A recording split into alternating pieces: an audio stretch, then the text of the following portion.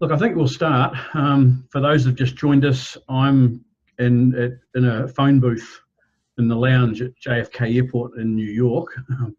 Ian's in his home in England as per normal. We've got no guest on tonight because it was just a little bit hard to organise. Ian had been away, I've been away.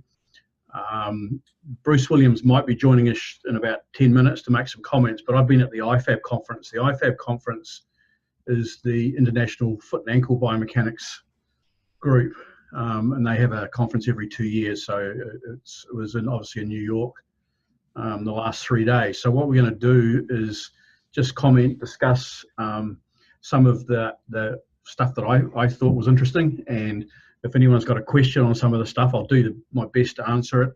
If Bruce makes it on, we'll ask him what his highlights were. But I think for the whole, let me just share. Let me share my desktop. Might be easier.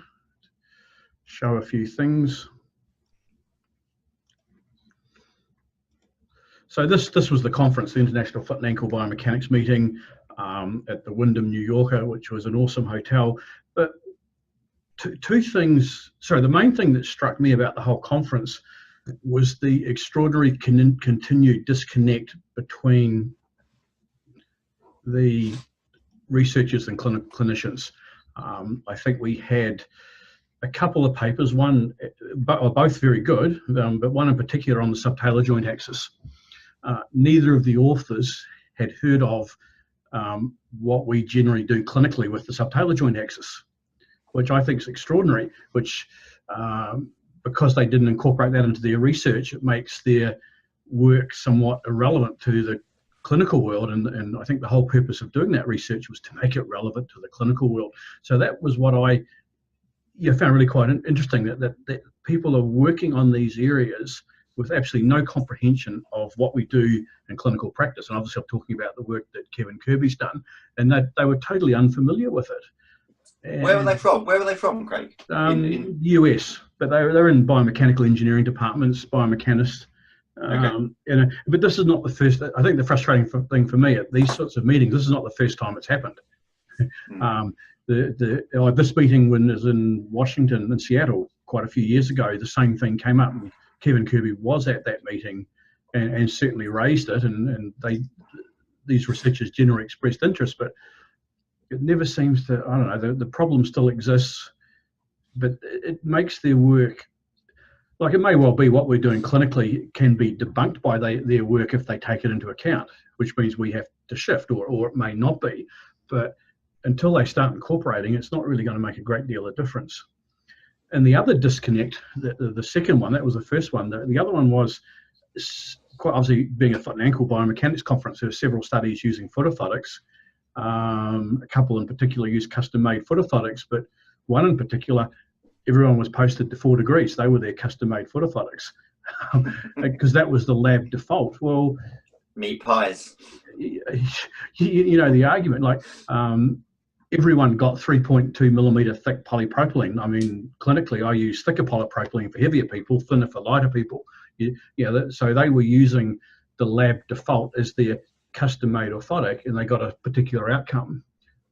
If they'd made a true custom device, they may or may not have got a different outcome. I mean, it's highly likely they would have got the same outcome, but until these studies do what is done in clinical practice, it's not going to have a lot of relevance. So, I mean, that was the sole, as you well know, that was the sole reason that Simon and I wrote that editorial for the BJSM, not to sort of point fingers or wind anyone up or suggest that we have answers, but just to make people aware that these are the limitations of such research, and they exist, and that's like we need to consider the conclusions made in the context of those limitations rather than getting carried away.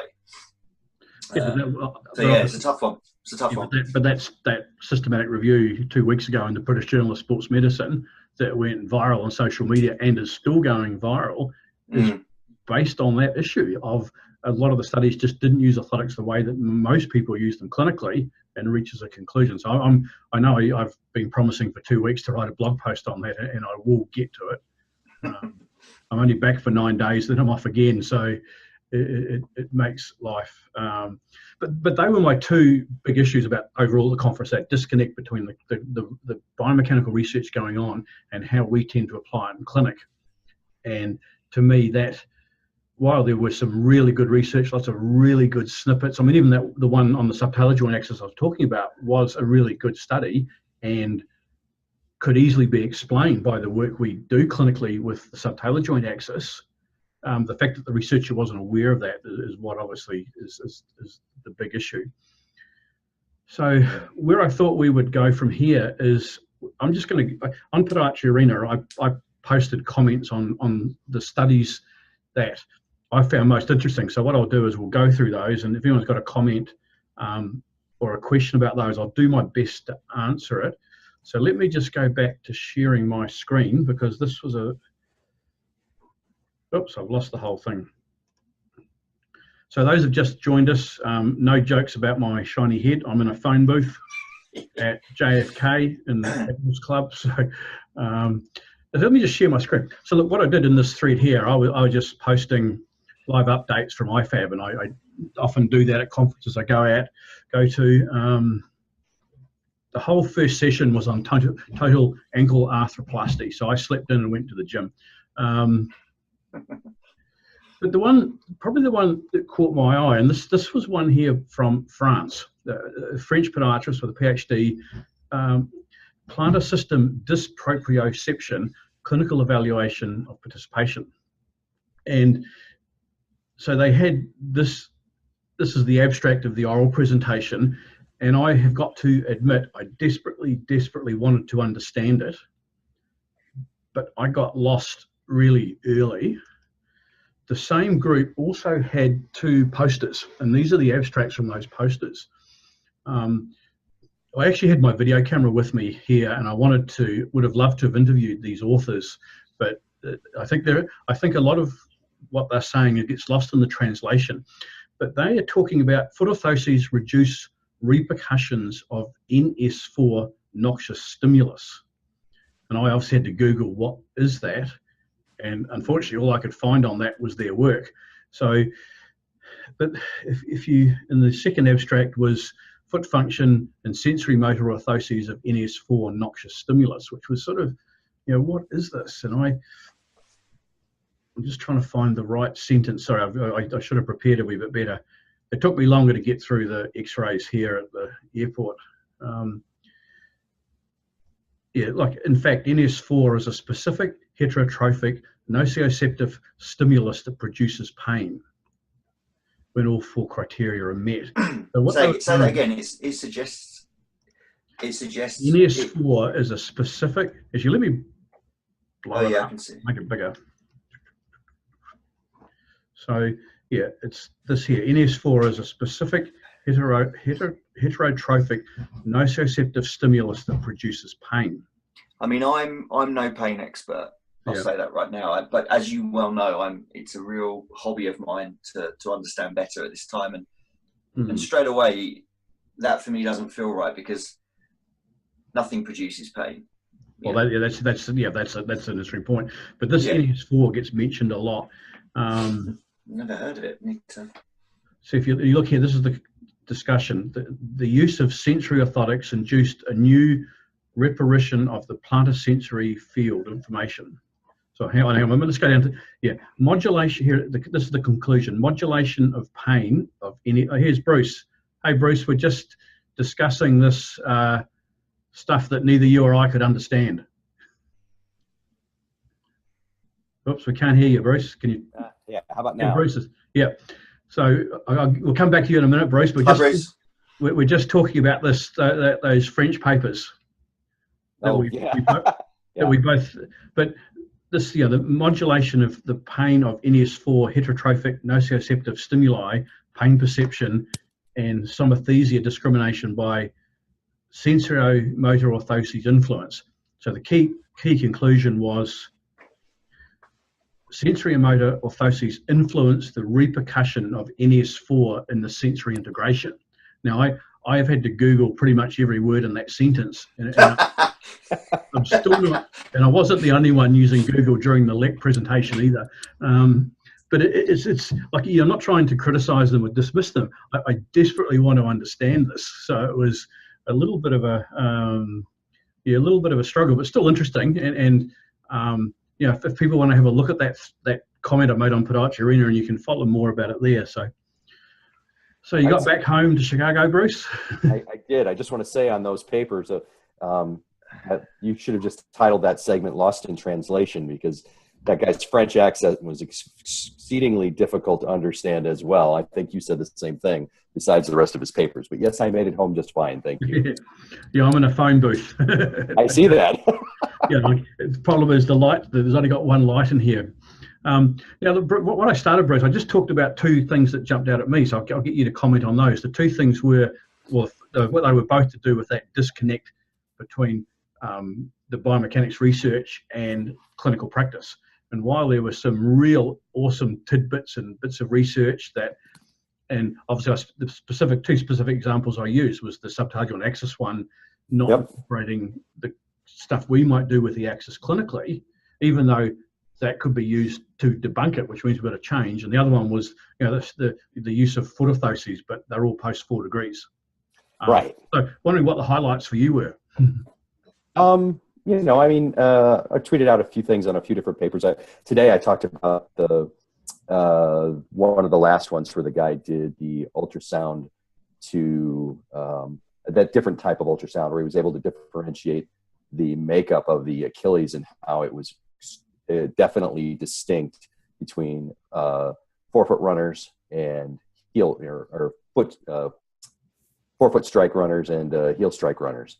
Yeah, I thought that was interesting. I thought that was kind of cool. I made the comment to you that, and maybe you had said this before, and that's how I came up with it. I don't know. I mean, my feelings kind of been from looking at all this 4-foot stuff is that what they've kind of switched to lately is now that there is some of the distinctions between those who truly do 4-foot run and have always 4-foot run is that their makeup is different than the rest of the people. And this paper really hit home with that to me.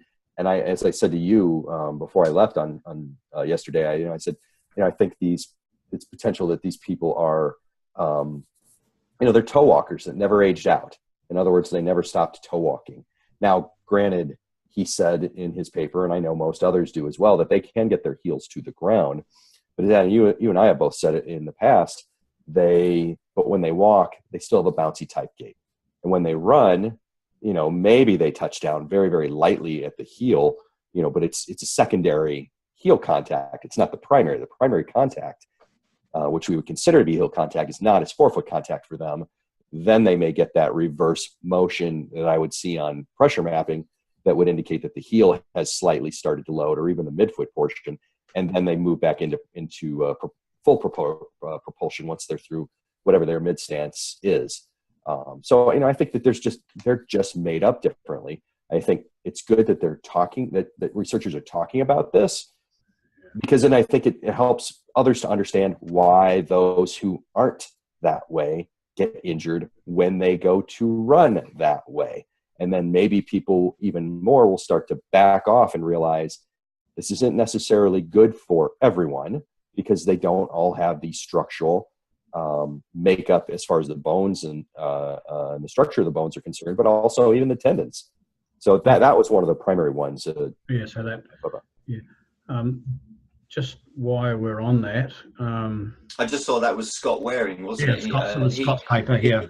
He talked about that a little bit when he came over to the UK. He was in Liverpool in November for our annual conference, and actually it was one of my favourite talks of the entire conference. I think he's an incredibly funny, charming presenter as well, which always is helpful. But that was several people I spoke to. That was their best lecture of the entire conference in November as well. Yeah, it was very, very good. I mean, he even showed that the kinematics weren't that different from walking and running. From the walking anyway, from the foot striker, the 4-foot strikers to the heel strikers. But it was the ultrasound tendon makeup that made the difference. So I'm like, it's just while we're on the topic of foot strike patterns, let me just share this. This was let me just make it bigger so people can see it. Whoops.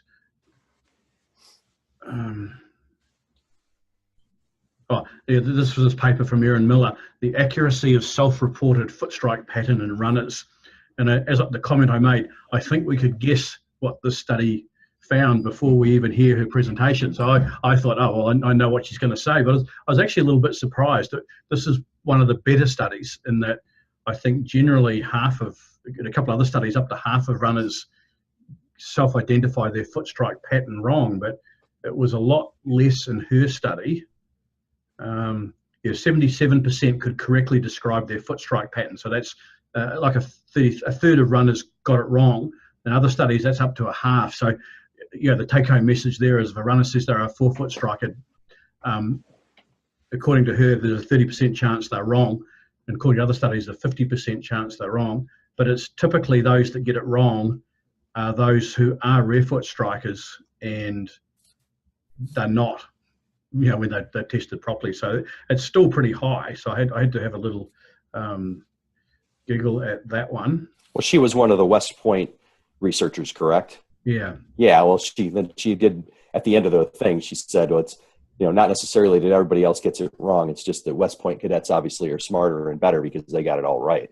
Or they got it, which I got to give her credit for that. I thought that was kind of funny.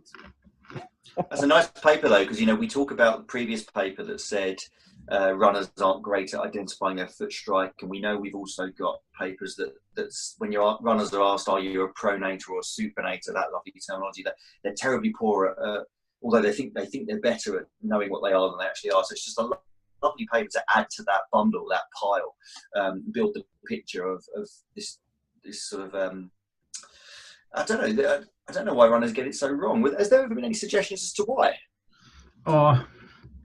I think I know Blaise Debar talks about that proprioceptive heel strike. So it's that heel strike that lightly touches the ground. So is that a heel striker or not? So I think a heavy heel striker probably knows that a light heel striker might not know they're a heel striker, or might assume they're more a midfoot, forefoot. But when you put them on the force plate, the heel hits the ground. I think with any measure at the extremes, it's a bit like the foot posture index. We'll all spot and agree on a +12 and a -12. It's when you get into that bunch in the middle that everything's going to get very subjective. It's probably the same with foot strike, isn't it? I think I would agree, because I think when I've been to places, when that's even been discussed, they'll go out on runs and then people will be discussing it when they're running, and it's just like, you listen quietly and you're like, you don't know what you're talking about, so quit telling your friend that they're a forefoot striker, because that's just plain wrong. So that's runners, and anybody else, but it's just one of those things. So let me put one up for you, Ian. Okay. Foot structure and function in multiple sclerosis. They're more. Oh yeah, my special. People with multiple sclerosis are more overpronated. So, but they were the researchers' words, not my words that I wrote there. I believe you. Was that with the foot posture index? I can't remember. She was using 3D kinematics. It was quite a detailed look at. So, where did she obviously she categorized them as pronated or overpronated? Where did she draw the line in the sand? How did she decide? I have to go and check that, but I think it was quite arbitrary. So, actually, here's another. It always is. Actually, this one here was a bit interesting too, because this got me thinking. This was a good study, but they tried to look at static foot posture to predict midfoot mechanics. So one of the parameters they looked at was static arch height. Okay, then they had them hanging from the roof with their feet 40 centimeters off the ground, and then all the markers on the foot, and dropped onto the force plate to see what happened dynamically.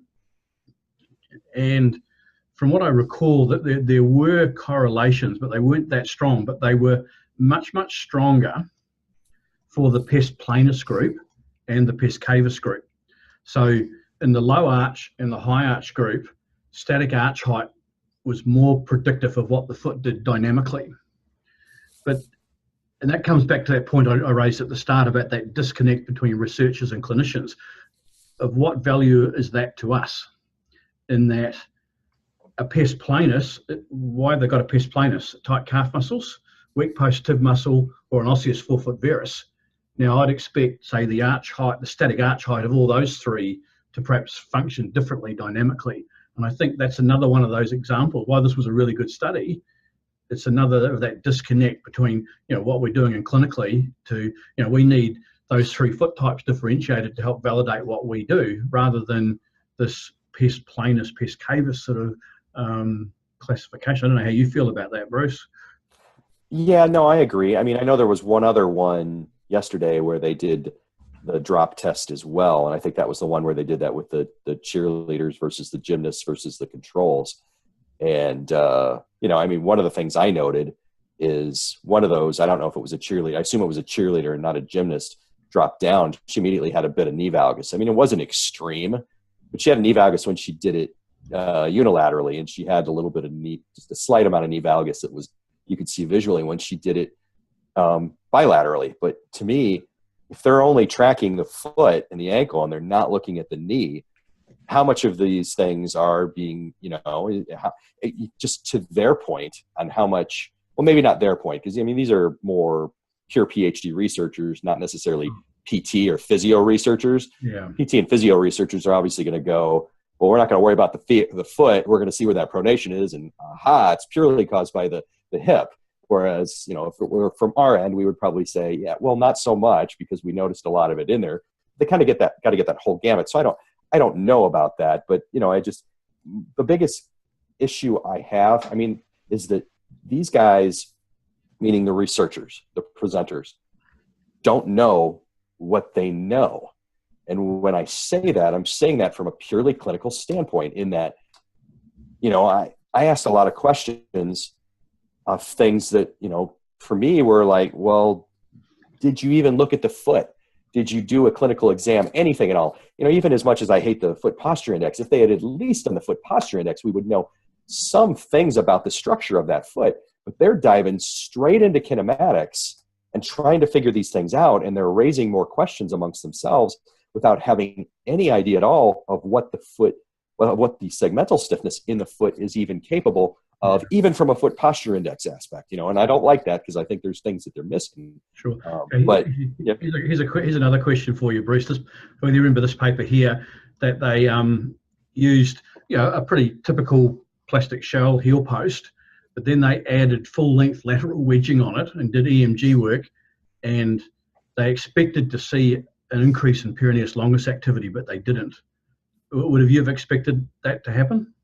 Well, no. I mean, the thing is, in those who have spastic cavus, which is kind of what I would think that they were going after, although they're researchers, not necessarily clinicians. They may not even know what spastic cavus is, unless they came up with that in their research and I didn't look at their references.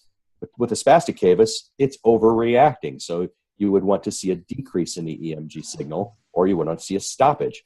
And that's now you can get an inactivity in the peroneus longus in these patients when you use a lateral forefoot wedge or a lateral heel wedge. But if the activity was generally increased and that was the issue, it will decrease. But that's not going to increase it. Now, if you've done it in your pronated patients, because I know there's at least one, if not two, papers that had done the same thing, and they saw an increase in not necessarily an increase in the activity, but I think an increase in the strength of the output in the activity of the perineals when they used a lateral forefoot wedge. But that was in pronated patients as opposed to the cavus patients. I don't know if you agree with that, Craig. I do. So actually, this one was interesting here too. I don't know whether you caught this one. They did some manual therapy on the ankle joint. Yay! Looked at walking speed, and pretty much showed that after the manipulation, you walk faster. But then, which I thought was interesting, they speculated that ankle mobilization, walking faster, could help reduce the incidence of falls in older people, which is a bit of a stretch, but it's not. I wouldn't say it's not unrealistic, but it was kind of an interesting little finding. Yeah, I agree. It still depends on exactly how old they were and what their risks for falls were and things like that. Yeah. I think the thing I'd say about that is, although that's not an unreasonable point to suggest, I mean, look at the title of the research. That is not what the research investigated. No, exactly. Yeah. Like, at what point do you do you say to people you just need to conclude what you've studied? That really is a bit of a big shout, isn't it? I mean, I'm no expert in the elderly or in falls, but I'd love to know. I'd love you to run that past Hilton, Latrobe, actually, Craig, and see what his thoughts were on that. Yeah, that's true. Now, here was this really. I thought this was actually a really, really interesting one. They used ultrasound over the sort of medial anterior calc area to measure blood flow through the lateral plantar artery. Okay, then they adducted the hallux and measured the blood flow again, and blood flow decreased 42%. Now that's almost a halving of the blood flow through that artery when the hallux was abducted. Is that a mean? Is that a mean reduction of the subjects? Now it was non-weight bearing. So, but that, that's what the study does, and they showed that. I had no problem with it, but I was actually chairing the session, so I asked her a question, and like, imagine doing that weight bearing, and then even better, imagine doing that with different foot orthotic designs. Like, does a medial skive affect blood flow through that artery? And then the next speculation is that related to the healing of plantar fasciopathy or something like that. So, the study found what it found, but some really interesting speculation from that. But again, it was non-weight bearing. It was just, and I think you commented to me, Bruce, that abduction of the hallux obviously perhaps compresses the artery through the muscle belly. That could also be compressing the nerve and causing symptoms. Absolutely. So, yeah.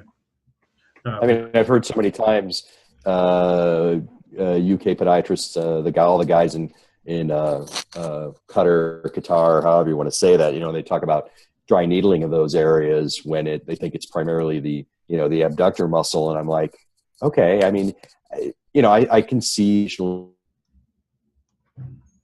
But it would be along the same lines. If it's a Baxter's nerve issue, that's right where the artery runs. So why not? So I like that research, though. I mean, when you think about it, we constantly consider the compressive and tensile forces in the context of articulations or tendons when we're putting orthoses in shoe, but we very rarely think of those same forces applied to vascular structures. I think that's a lovely direction.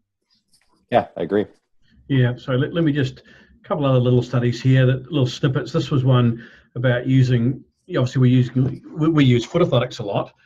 These researchers decided to call them medial arch supports, looking at the picture of what they actually use. I don't know if anyone who uses them that way clinically, so that was the issue.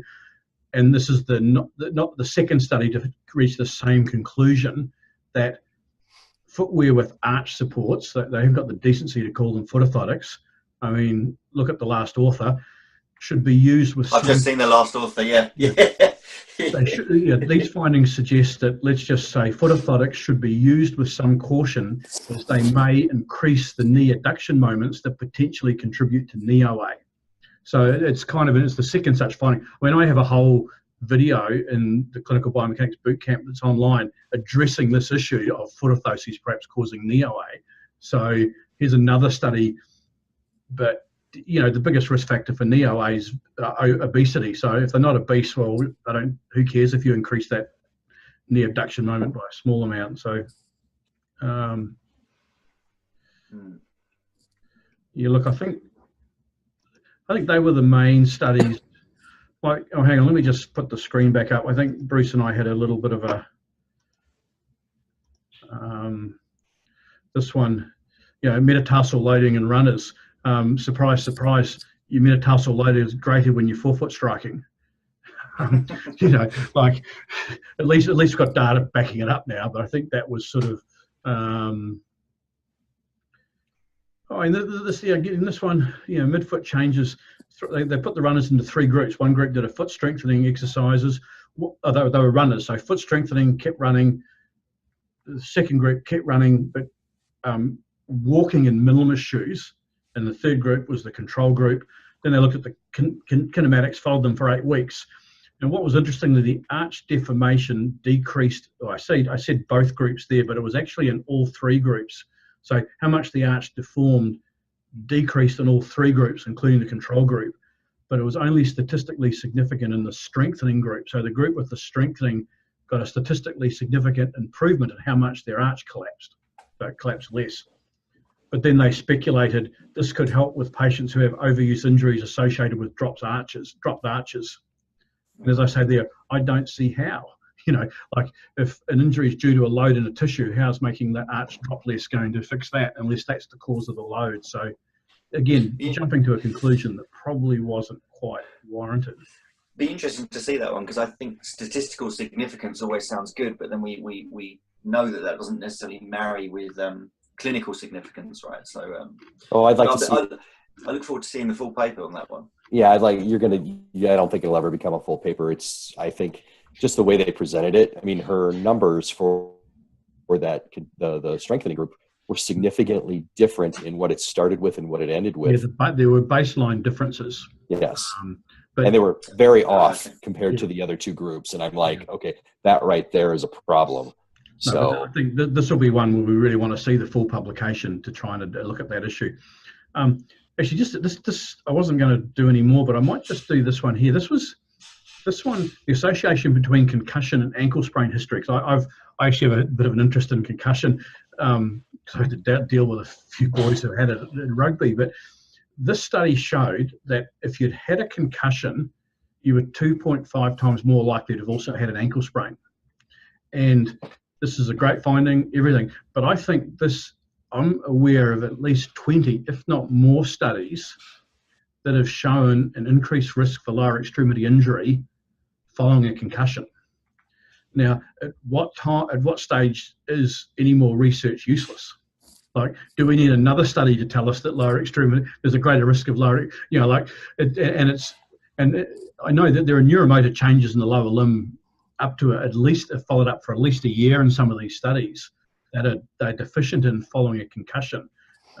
So it's obviously a serious problem, but I while I was pleased to see this, at the same time, we've now got 21 studies rather than 20 studies showing the same thing, that there is this increased risk. So again, it's one thing just keep on doing research again and again, but what are we going to do about the problem? So there was one other paper you posted, Craig, which I'd love your thoughts on, and it was I only ask it because I was one of the subjects in collecting as part of the data, and that was Joe Reeves, who's one of Chris Nestor's PhD students from Salford. It was the indwelling EMG in tib post on the different types of orthoses, the wedging and the arch. Do you remember posting it? I'm just scrolling up to find it. Do you remember the video I posted on my sports podiatry? Yeah, I do. Yeah, yep.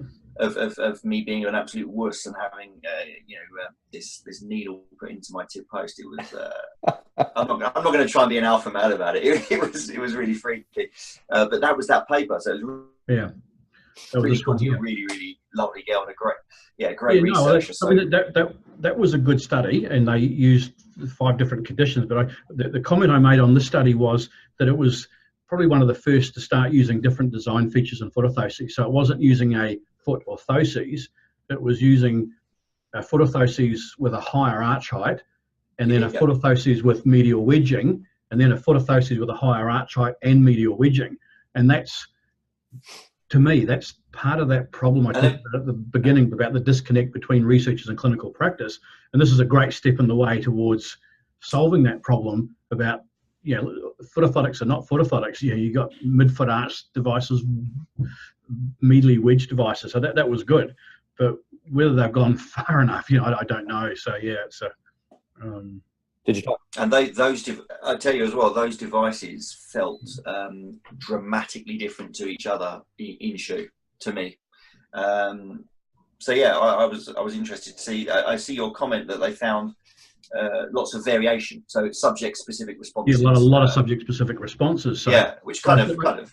But I think you and I know those who might need a midfoot supporting device versus those that don't, and that clinical practice that we're familiar with might go some way to explaining that variability, and that's that part of that disconnect. So I think it comes back to that post that we're probably all aware of on Podiatry Arena years ago now. We talked about this sort of consensus, didn't it, for ortho. I think, what did you term it? Some orthosis prescription consensus, or Oh, yeah. You never got anywhere because you no. couldn't. You know that really good paper that Christian Barton was and the team around him published, which combined level 1 evidence with expert clinical reasoning on I think it was on patellofemoral pain, wasn't it? What we need is an orthosis paper a bit like that, don't you think? Not that we have lots of level 1 evidence, we sure do. So yeah. That would be great. Did you talk about Aaron Ward's paper? No, I didn't. I actually missed this presentation. No, that was very good. I mean, he put in a minimal sensor for stiffness of the spring ligament. Now, it was into a cadaver, obviously, and then he did one of his Walking Dead's where he had that foot walk. But what they noted was if you stopped. So what he did is he had that cadaver leg walk with the posterior tib functioning and without the posterior tib functioning. And what he was looking for is load in the spring ligament.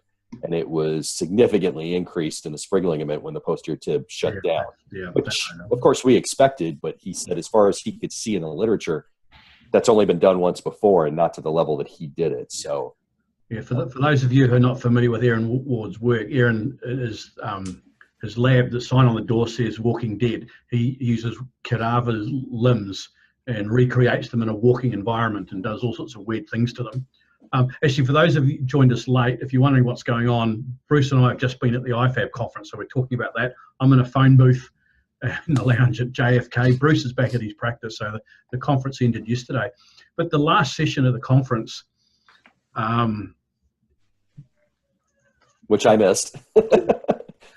Brings us in nicely to a new study that came out as well. But when I first got the program, the conference, I just noticed that the last session was on minimalist running shoes, and I thought, why? Like, it was minimalist running shoes make up 0.3% of the market. I mean, everyone's lost interest in it. Why devote a whole conference session to it? Unfortunately, the whole conference session was almost like a commercial promo cheerleading for minimalist running and minimalist footwear, with no criticism, no reasons why you shouldn't do it, the other side of the fence. So it was a who chaired that session, by the way? Sorry, who chaired that session? Irene Davis did chair. Irene will be coming on to do one of these PodChat lives with us sometime soon. She's agreed to come and do one, so we'll look forward to that. But let me share my screen, because the reason I sort of mentioned it was Craig just used IFAB to tee up a load of new episodes. Yeah, That's probably well worth the tuition to go for that. Yeah, but while the conference was on, this study came out, which it caused a source of amusement for me and quite a few other people. A number of people shared it on Facebook. But this was a study that just took a group of runners in what they call traditional running shoes and then randomized half of them to minimalist shoes and half of them to maximalist shoes. And then they measured the 3D kinematics and kinetics and followed them for 9 weeks. I can't remember. They followed them, and then they measured the kinematics and kinetics again. And what they showed was that the changes induced initially were there 4 weeks later. So the idea being is, if you're going to do research on maximalist shoes or minimalist shoes, doing them on day one, you'll get the same result as if you give them 4 weeks to get used to them. So that was really what the study was about. But half of those in the minimalist group got an injury and none got an injury in the maximalist group. And like, that wasn't their primary finding. So it was a secondary finding, and you could argue that they didn't take time to transition or adapt properly. But the sheer fact that half of them got injuries is I think says a lot. So what it means is, if you're going to transition to minimalist running, you do need quite a period of adaptation. If you're going to transition to maximalist running shoes, you probably don't need to worry about transitioning. That seems to happen quite quickly. But the other important thing this study brought up for me is ethics, in that it's going to be harder and harder to do minimalist research because of the risk of injury to participants. You know, if half the participants in the study got an injury, that's, you know, I know it's not obviously not a life-threatening thing, but harm to participants is something that ethics and institutional review boards in North America look really closely at. So it was interesting that this came out during the conference. Of course, during the last session, this study never got a mention. So it was kind of interesting. I also think as well that, you know, when after 2010, when this all gathered momentum again, not for the first time, these things go in cycles, as we know that then there was a massive amount of research done purely because it was well funded, because it was so popular, and we know now that it's less popular. We know, as you say, Craig, 0.3%, you know, mental issues. So with lagging popularity, there has to become at some point a lag in funding. Yeah. So if nothing else, I'd expect it to dry up, if not from ethical reasons, ethical approval reasons, but surely the funding's got to get pulled. Yeah. Well, and then they'll claim a big conspiracy. Then they'll claim a conspiracy. They always do. Well, that's the point. I mean, because if you imagine, remember, I mean, we all know the rhetoric and the propaganda when minimalism started, that it was going to put Nike out of business, and all these startup companies, you know, started producing these shoes. Well, most of them don't exist anymore, so that's a source of funding. I mean, the market's just not big enough to generate money to fund the research that they would like. So, well. How about you told me you were walking past Macy's and you saw a... Oh yeah, that was the... I'm going to have to share my desktop. Now, just one block from the conference venue. Oh hang on. Oh, you just got to give me a moment to... Sorry, give me a moment to... For those who don't know what Macy's is, Bruce, just in case, there may be people that don't watch films or have never been to the US. Just describe how would you describe Macy's to someone who'd never been to the US and never watched TV? It's just a retail store that it's a shop sells right? everything. Exactly. You know, I don't know what the equivalent would be in the UK. Barney, I don't know. In Australia, it'll be a Myers. Okay. It's a little bit more upmarket than a Target, Coles, Kmart. But anyway, just one block from the conference venue was Macy's, and just inside the front door were these kiosks for scanning your foot, and they 3D print your orthotics. RISA, yeah, which are a rapidly growing company. I caught a press release a few months ago in which they were recruiting 150 interns to be paid $10 an hour to be trained. I presume to be these people standing here selling them. So this, you can see the 3D printer in the background. You can see they had 2 staff there when I called in. So I just thought it was interesting that this RISA seemed to have quite an unlimited resource to really start expanding rapidly. And I know. I just look at that poor girl there. You see on that photo, she's there like this, hand on head. You can just tell that she's delighted. There's a massive community of proper biomechanists 1 block away. And she's there. she's joined this. But when I walked past a couple of times and I saw people looking sideways at them, and I could tell they were from the conference. So they were. But I only just went in on the way just to fill in some time before the airport this morning to take that photo.